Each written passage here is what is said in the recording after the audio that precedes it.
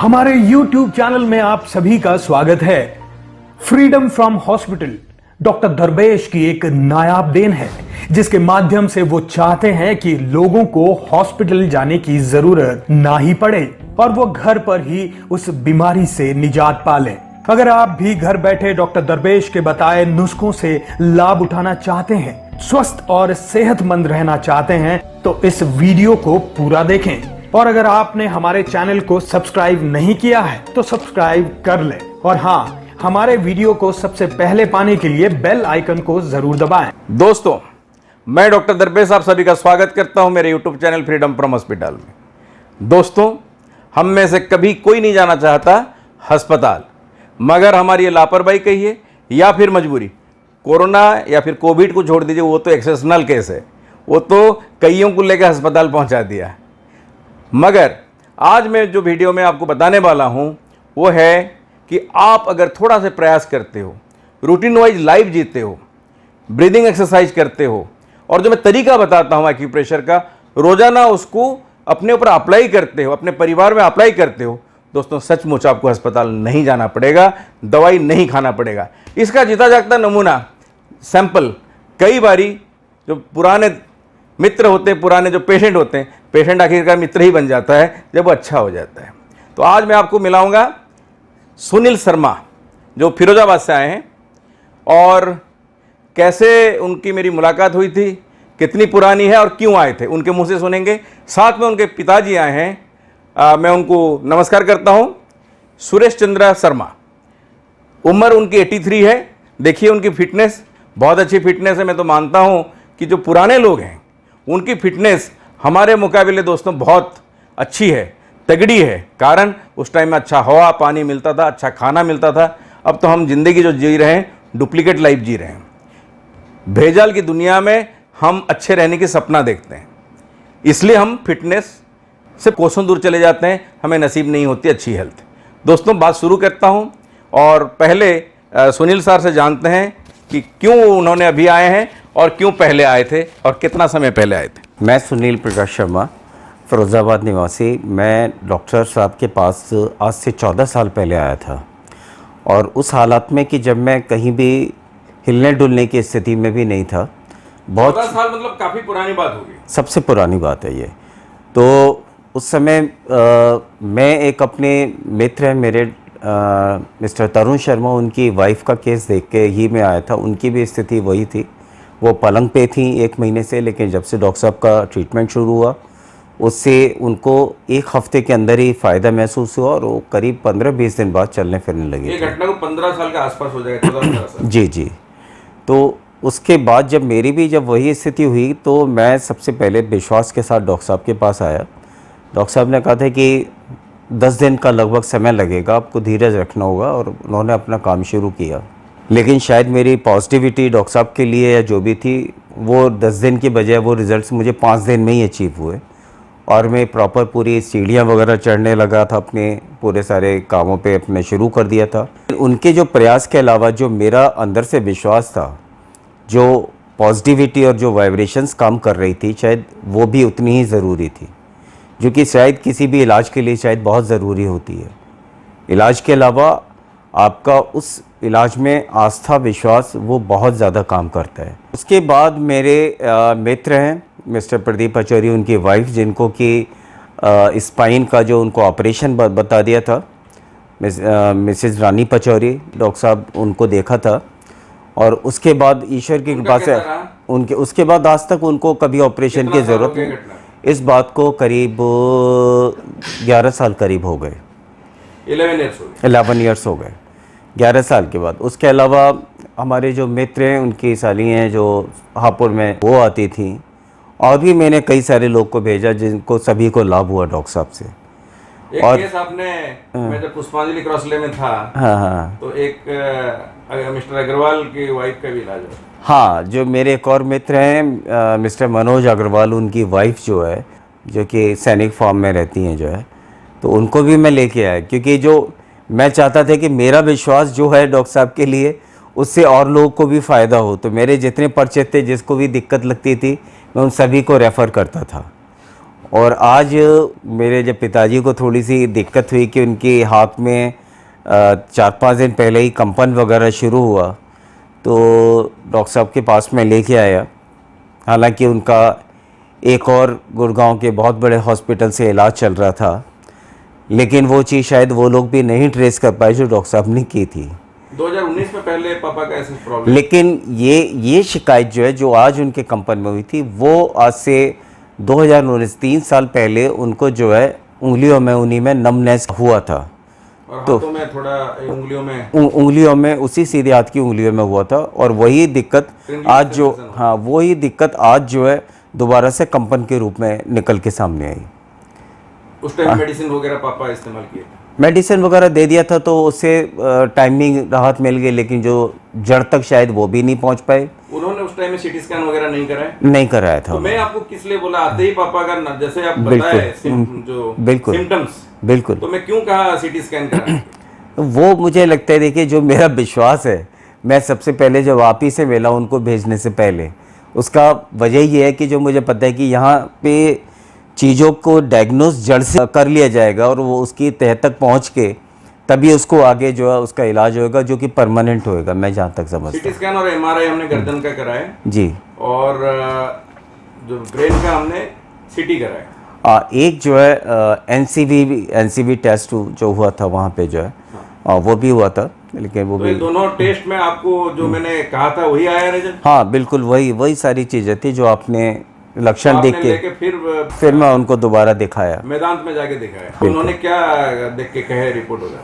उन्होंने कहा कि हमारी तो फाइंडिंग ही बदल गई, जो हम सोच रहे थे वहाँ पे, लेकिन अब ये तो इसमें क्या कह रहे थे? पहले वो कह रहे थे कि कंधे से जो कोई नस है उसमें संबंधित है, लेकिन जब उन्होंने नर्वस ब्रेकडाउन बता रहे थे। अच्छा, और जब हमने सर्वाइकल का एमआरआई और ब्रेन का सीटी करके भेजे तो उनको ध्यान इस तरफ गया कि जब उन्होंने सीटी और देखा उसको दोनों को, तब उनको समझ में आया कि जो हम सोच रहे थे वो नहीं, ये परेशानी। तो सर ये चीज जब आपने देखे तो आपकी क्या, ये जैसे 15 साल पहले मेरे से इलाज लिए थे और आप पहली बार मेरे पास आए हो, तो आपको क्या फीलिंग्स हुआ कि डॉक्टर साहब ने जो लिखे या टेस्ट करे वो सही है? तो समझ में आया कि ये डॉक्टर लोग समझते कम है, जनता को बेवकूफ़ ज़्यादा बनाते हैं और जनता ठगी जाती है। अगर उनको सही जगह पर सही ट्रीटमेंट देने वाला अगर गुरु नहीं मिलता है या डॉक्टर नहीं मिलता है तो वो इसी तरीके से ठगे जाते रहेंगे जी। और आदमी को सही जगह पर जानकारी करके और 2-4 जगह से पूछताछ करके सही डॉक्टर के पास जाना चाहिए और सही इलाज कराने पर ही आराम मिलता है। मैं पहली बार ही आया हूँ, डॉक्टर साहब के दर्शन कर रहा हूँ, और मैंने एक आधे घंटे में जो इन्होंने डॉक्टर साहब ने मुझे ट्रीटमेंट दिया है प्रेशर से और जो भी उनकी विधि है उससे मुझको जो एक आधे घंटे में ही मैं समझता हूँ 20-25% मुझे आराम हुआ है। पहली बार में, पहली मीटिंग में, पहले ट्रीटमेंट में। जैसे सुनील सर ने मुझे जब टेलीफोन किए कि पापा कैसे उंगलियों में वाइब्रेशन हो रही है, तो हो सकता है कि सर्वाइकल में कोई दिक्कत वगैरह हो, जैसा कि हमने हमेशा कहते हैं। मगर मैं जैसे सुना, मैं कहा नहीं, एज कितनी है मुझे पहले बताओ। जैसे इन्होंने एज कहा 83, तो मैं तत्काल कहा इनको लेके सीटी कराना ना। नहीं सर पहले आपके पास लेके आएंगे। मैं कहा तुरंत लेके आओ। आते ही थोड़ा सा चेक करने के बाद समझ में आ गया चीज। मैं कहा देखो सीटी कराओ, पक्का निकलेगा फाइंडिंग्स। तो वो फाइंडिंग्स और सर्वाइकल की जो फाइंडिंग्स दोनों उनको मिलने के बाद मैं अपने पास ना बुला के कल मैं उनको कहा पहले न्यूरोलॉजिस्ट के पास जाओ, उन्हीं को दिखाओ कि ये है क्या भाई बताओ, और आपने पहले से क्यों नहीं कराया। तो उन्होंने जब देखे तो उनकी फाइंडिंग्स जो उनकी पहले की थी, जो सोच रहे थे, वो बिल्कुल बदल गई। आप बताना चाहते? वही बदल गई थी, उनकी विचारधारा एकदम जो है बदल गई और उन्होंने समझा कि जो हम सोच रहे थे वो वैसा उतना नहीं है। बोले ये उससे कुछ ज़्यादा सीरियस परेशानी है, जिसको डॉक्टर साहब ने सीटी और उससे जो है वो बताया था। पहले ही जानकारी करने के बाद तब उनको समझ में आया, फिर उन्होंने उसके लिए ट्रीटमेंट लिखा। मगर मैं फिर भी पहले डॉक्टर साहब से ही ट्रीटमेंट लेना चाह रहा हूँ। मैं कोई डॉक्टर साहब का प्रचार या वो नहीं कर रहा हूँ, तो मैं तो पहली बार ही मिला हूँ, मगर मुझे अभी अपने आधे घंटे के ट्रीटमेंट में बहुत कुछ आराम महसूस हुआ है। जो भी कुछ उन्होंने क्रियाएँ की है, जिनमें न कोई इंजेक्शन है, न कोई ऑपरेशन है, न कुछ है, उससे मुझको बहुत आराम मिला है। मैं डॉक्टर साहब का बहुत आभारी हूँ। मैं दोस्तों ये कहना चाहता हूं, अगर सही डायग्नोसिस हो जाती है, हम अपना लॉजिकल दिमाग, डॉक्टर कम्युनिटी के लिए कह रहा हूं कि लॉजिकल दिमाग जो है उसका अगर सही इस्तेमाल किया जाए तो सिर्फ पेशेंट का सिम्टम सुन के, चाहे हम टेलीफोनिक सुने या डायरेक्टली फिजिकली सुने, तो हम कई बात डायग्नोस कर सकते हैं और बाकी पैथोलॉजिकली और रेडियोलॉजिकली बाद में इसका फाइंडिंग्स करके उसको प्रूव कर सकते हैं, फिर इलाज का तरीका बना सकते हैं, इससे मरीज को लाभ होगा। तो दोस्तों, कभी भी कोई बहुत ज्यादा तकलीफ होती है, मैं तो कहता हूं यार घर रहो और इलाज अपने आप में वीडियो वगैरह देख के भी करोगे तो भी लाभ होगी। ज्यादा जरूरत है किताब वगैरह ऑनलाइन अमेजन से मंगा लो, देख के अपना घर में इलाज करो तब भी लाभ होगी।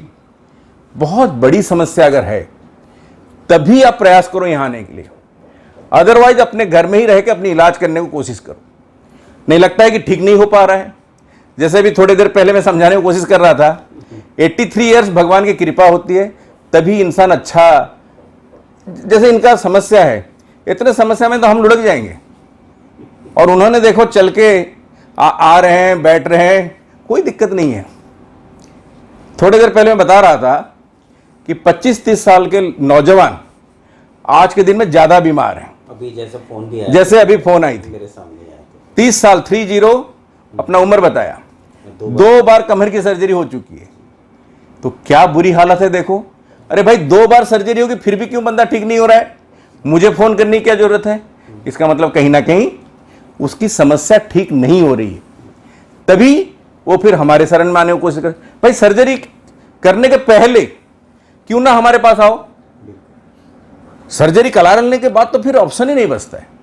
तो एक बार कट पिट होने के पहले मैं कहता हूं एक बारी कंसल्टेशंस के लिए आओ, फिर अगर कुछ बात बनता है तो अच्छी बात है, अदरवाइज कट पिट करा लो ले जाके। तो प्रयास हमेशा करनी चाहिए कि अपने शरीर को काटने के पहले एक बार नेचुरल तरीके से अपना इलाज करो। घर बैठ के भी संभव है, यहाँ ट्रेनिंग देने से आप घर में बैठ के भी अपना अटेंडेंट जो है, बेटा है, बहू है, वाइफ है, या हस्बैंड वाइफ के लिए है, एक्यूप्रेशर देकर आप ठीक हो सकते हो। हल्दी लहसुन नमक की सिकाई से कई लोग ठीक हो जाते हैं। अलग अलग समस्या है, अलग अलग उसकी रास्ता है। दोस्तों, खास करके 1-2 लाइन में इसमें ऐड करना चाहूंगा, कोविड का समय है, कोविड में हमने भी फेस किए हैं, लाखों लोग फेस किए हैं। जो तकलीफ, एक नेचुरल तकलीफ जिसे कहते हैं, भगवान ने हमें गिफ्ट के आकार में दिया है हमारे पाप के कारण, उसका फल तो भुगतना ही है, चाहे मैं हूं चाहे दुनिया का कोई हो। तो यहां पे मैं यही कहना चाहूंगा कि मेहनत करो, नेचुरल जिंदगी जियो, और खास करके अस्पताल हमें ना जाना पड़े। अगर मजबूरी में जाना पड़ता है दोस्तों, याद रखो वहां भी बहुत सारे जगह पे एक्सप्लॉयटेशंस होती है। मैं अपनी कह रहा हूं, अच्छे अस्पताल में जाके इलाज लिया, कोविड जब तक पॉजिटिव था 2.5-3 दिन बिना खाना दिए मुझे सिर्फ दवाई, सिर्फ इंजेक्शन देते गए, स्टेरॉइड देते गए, और उसका खामियाजा क्या भुगतना हुआ कि जब घर रिटर्न आए तो 30 किलो वजन कम हो गई थी। अगर प्रॉपर केयर होता, प्रॉपर खाना पीना दिया जाता, दवाई इंजेक्शन प्रॉपर होता, तो इंसान का डैमेजेस कम होता, ऑक्सीजन अगर टाइमली मिल जाता, 10 अस्पताल का चक्कर ना लगाना पड़ता, डैमेजेस कम होता।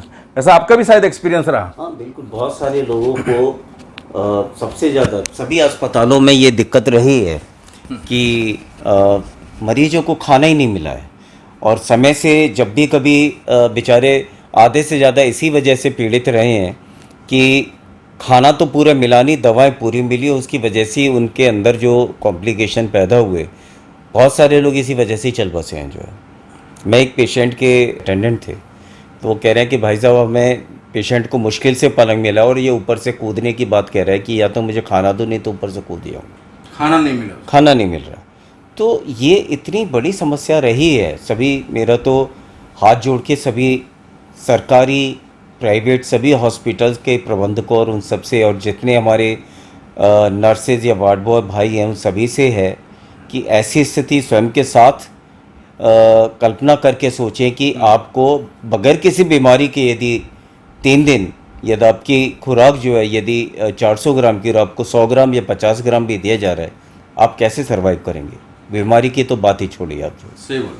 तो ऐसे केस में आदमी जो कितने लोग चल बसे, कितना क्या हुआ, लेकिन आगे जो परेशानियां कभी भी आएँ तो कम से कम उनका विशेष ध्यान रखें, क्योंकि आदमी बहुत उम्मीदें लेके किसी भी हॉस्पिटल में आता है। जो भी पैसे देते हैं या वो देने को आदमी तैयार होता है, उसके बदले भी उसे वो सेवा ना मिले तो उसका इस पूरे संस्था से ही विश्वास उठ जाता है। सही। जो कि मैं समझता हूँ कि शायद ऐसा नहीं होना चाहिए। पूरे चिकित्सा जगत के लिए बहुत बड़ा मैं तो कहूँगा कि शायद अभिशाप ही साबित होगा। आदमी जो आज के समय में पहुँच रहा हॉस्पिटल, वो मजबूरी में, उसे या तो सही चिकित्सक नहीं मिल रहा या सही परामर्शदाता नहीं मिल रहा, इसलिए कहीं ना कहीं धक्के खा के पहुँच ही जाता है। लेकिन उसके बावजूद भी उसका वो विश्वास पूरा ना हो तो शायद मैं समझता हूँ कि शायद ईश्वर भी माफ़ नहीं करेगा। मैं तो उनको और पेशेंट नहीं बोलूँगा, मित्र बन गए। लंबा समय होने के बाद दोस्तों इंसान मित्र बन जाता है अगर वो मरीज अच्छा रहता है, और सुन के भी अच्छा लगता है, एक सुकून मिलती है कि हाँ एक इंसान को फ़ायदा हुआ।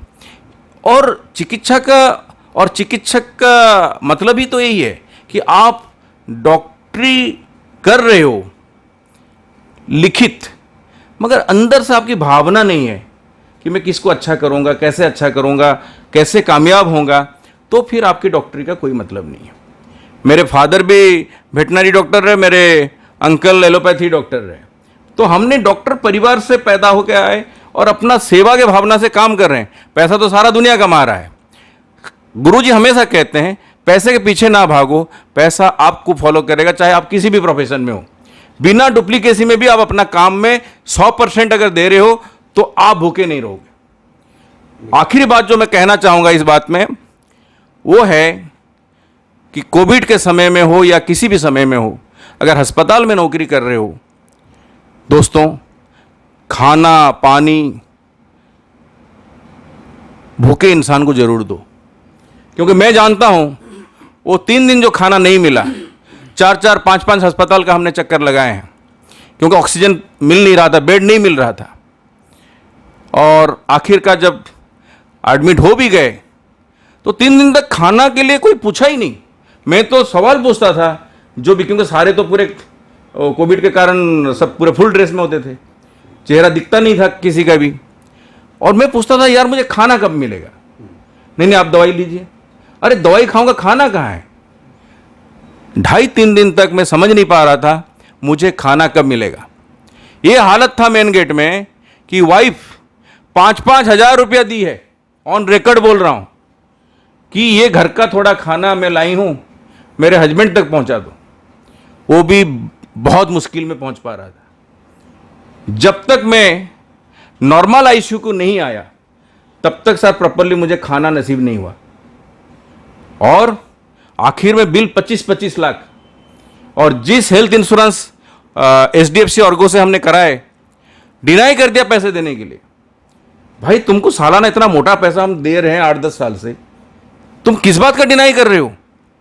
अलग अलग कारण। क्या कारण? तुम्हें डायबिटीज है, तुम्हें ब्लड प्रेशर है, तुम्हें थायराइड की प्रॉब्लम है। अरे कहां से आ गई डायबिटीज, कहां से आ गई थायराइड, कहां से आ गई तुम्हारी ब्लड प्रेशर? भाई जब स्टीरॉयड चढ़ेगा शरीर में तो डायबिटीज तो बढ़ेगा, ये तो कॉमन बात है। जब इतनी दवाई इंजेक्शन चलेगा शरीर में तो यार बंदा तो हाइपर होगा। इस बात को लेकर आप पैसे नहीं दोगे? पुराना रिकॉर्ड हमने सारा भेजे, नया सारा जांच पड़ताल करके भी HDFC ऑर्गो को भेजा गया, 2.5 महीना लटका के रखा, 1 पैसा अभी तक हमको रिलीज नहीं किया। 25 लाख रुपया सीधे खर्चा, 8-10 लाख रुपया ऑक्सीजन ना मिलने के कारण अलग अलग तरीके से खर्चे, जिसका कोई रिकॉर्ड नहीं है। तो आदमी, अगर एक आदमी के पास इतने पैसे नहीं होंगे या कहीं से अरेंजमेंट नहीं कर पाएगा, वो तो मर जाएगा ऐसे ही। 35 लाख रुपए कहां से लाएगा एक आम आदमी? जो मैं और मेरा परिवार जिस तरीके से सफ़र किया है, भगवान करे किसी को ऐसा ना करना पड़े। मेरे सामने हर रोज़ मैंने लाशें देखा हूँ। पैसा कमी के कारण कई लोग अपने आधे मरे जो कहते हैं ना इंसान को लेकर घर गए हैं, क्योंकि पैसे नहीं, इलाज कैसे आदमी कराएगा। तो दोस्तों, मैं दो चीज़ रिक्वेस्ट कर रहा हूँ। अस्पताल में जो नौकरी कर रहे हो वो भी एक इंसान की भावना रखो, खाना खिलाओ, टाइम में दवाई दो, ये आपका फर्ज बनता है। फिर नहीं तो किस बात का तुम अस्पताल में काम कर रहे हो, किस चीज़ की सेवा कर रहे हो। मैं खुद भुक्तभोगी हूँ, शेयर किया और सुनील सर ने भी थोड़ा बहुत शेयर किए। और जो मैं कहा, जो हेल्थ इंश्योरेंस हम लोग करते हैं एक भरोसे में कि हमारे मुसीबत में काम में आएगा, दोस्तों इन जैसे कंपनी का बहिष्कार करनी चाहिए। खास करके मैं नाम लेके कह रहा हूँ HDFC अर्गो, जो पहले अपोलो म्यूनिक था। अपोलो म्यूनिक जब था फिर भी ठीक था, जब से कंपनी ने टेक ओवर किया HDFC, पैसे मोटा करके ले रहा है हर साल और फैसिलिटीज के नाम पे जीरो। इंसान तो अपने आप को बेचने से भी 35-40 लाख रुपए आम आदमी मिडिल क्लास फैमिली लाके नहीं दे पाएगा।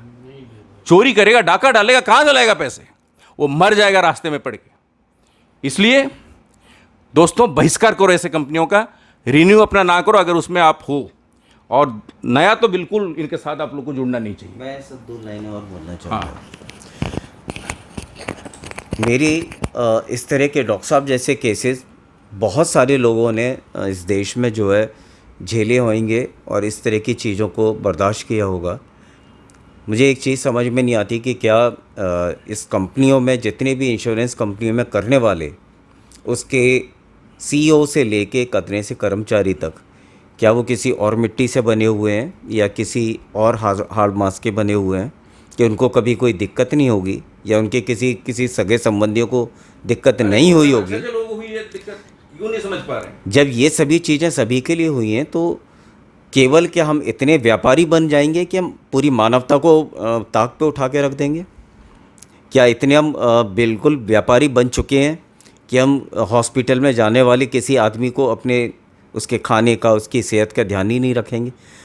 इस देश में जब ये अभी पूरा कोरोना फैला था तो बहुत सारे लोगों ने ऑक्सीजन कंसनट्रेटर जैसी चीज़ें ब्लैक में कर दी। कोई ऑक्सीजन ब्लैक में बेच रहा है, कोई सिरिंज है, कोई रेमडेसिविर, कुछ।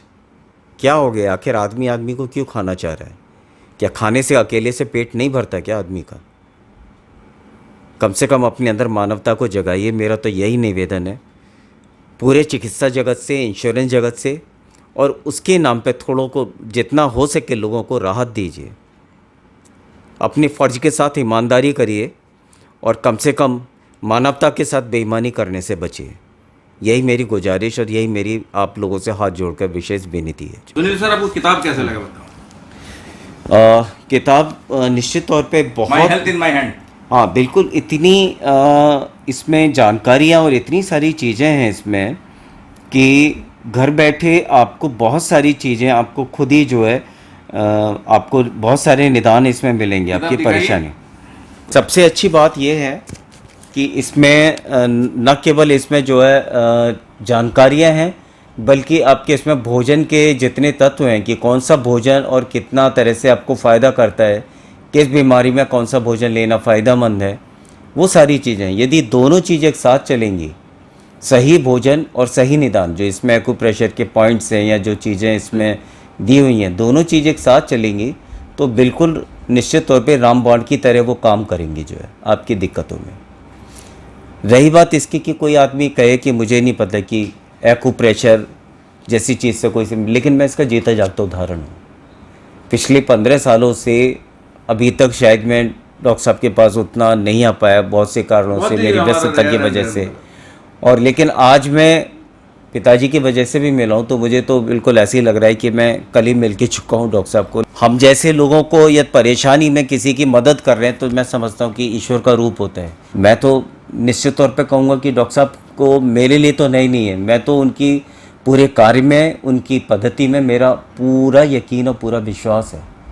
बाकी आप लोग भी इस सारी चीज़ से फ़ायदा उठाएं और आगे कभी कोई दिक्कत हो डॉक्टर साहब को फ़ोन करके कैसे भी करके खुद डायरेक्ट कर सकते हैं। मैं भी उनको फ़ोन से कांटेक्ट करके, और मैंने अपने खुद सारे जितने मित्र हैं और उनके परिवारीजनों को बहुत फ़ायदा दिलाया।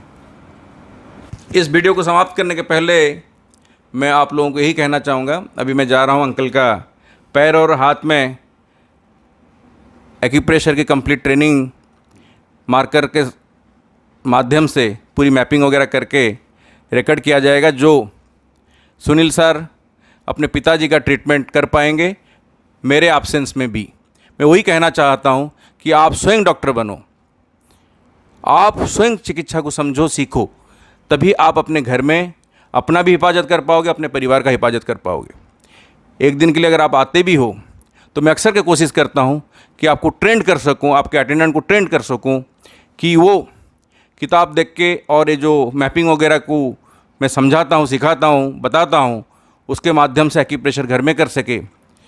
कमर दर्द वगैरह अगर है, घुटने दर्द है, तो हल्दी लहसुन नमक जैसे सिकाई और जो भी मैं बताता हूँ वो सब अपने घर में करो और फिट रहो दोस्तों। तो हमको ऐसे जगह पे जाना ही ना पड़े। मैं वही कह रहा हूँ कि हमें जाना ही ना पड़े। अगर खुदा ना खास जाना पड़ा तो भी मैं आपको बताऊंगा मेरे लाइफ एक्सपीरियंस से, मेरा प्रोफेशनल एक्सपीरियंस है, क्योंकि मैं एलोपैथी हॉस्पिटल में 20-22 साल जो काम किया, आप जान के हैरान रहोगे। हर जगह पे एक्सप्लॉयटेशंस है और आपको उसे कहीं ना कहीं रोकना पड़ेगा। नॉलेज होगा तभी तो रोकोगे, नॉलेज होगा तभी तो सवाल पूछ पाओगे। सवाल नहीं पूछोगे तो आपकी एक्सप्लॉयटेशंस होती रहेगी। मैं जब थोड़ा फिट हो गया हॉस्पिटल में तो मैं सवाल पूछा और वो सवाल पूछने के कारण फिर मेरी बेहतर हिफाजत हो सकी। तो इसी बात के साथ दोस्तों इस वीडियो को यहीं पे समाप्त करता हूँ। आप लोग फिट रहें, हेल्दी रहें, डेली ब्रीदिंग एक्सरसाइज करें, एक्यूप्रेशर करें, आसन प्राणायाम करें। हमारा पुराना जो चीज़ है योगा, उसके साथ जुड़ के रहें, आयुर्वेद के साथ जुड़ के रहो। डेली 8-10 ग्लास 15 ग्लास पानी पियो, तो देखोगे आपको एलोपैथी के ऊपर ज़्यादा डिपेंडेंट नहीं होना पड़ेगा और सर्जरी टेबल तक नहीं जाना पड़ेगा दोस्तों। Thank you very much. जय हिंद, जय भारत।